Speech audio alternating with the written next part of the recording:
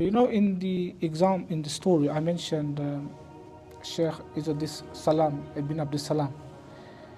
You need the ulama to do this too. You see, the ulama warasatul anbiya.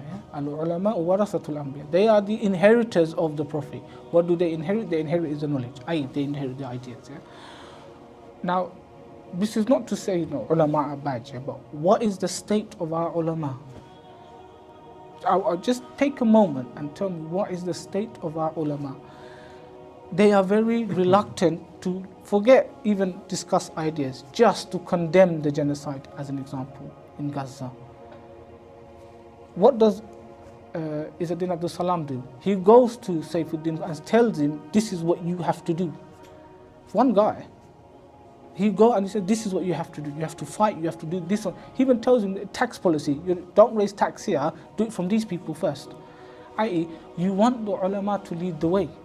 You see, the average man, he can only speak to so many people. But when the ulama speak, especially those who are well known, actually they get traction. We saw it with the Mufti in Libya.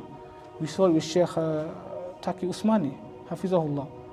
Yeah, when he said, the army should move. They actually have traction. Problem is that what we've got is the opposite. We've got Ummah leading the way. I think the Ummah's actually done quite well. She's leading the way. She's the one trying to direct and saying, look, Gaza, open the borders, etc., etc., etc. And we've got the ulama following, rather than the other way around.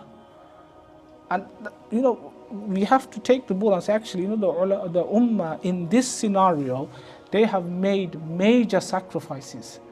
People losing jobs, people being locked up for the most innocuous of things because they are speaking up in Gaza, as an example. People going to the Rafah crossing and demonstrating and trying to break through and all sorts of stuff at their own personal risk.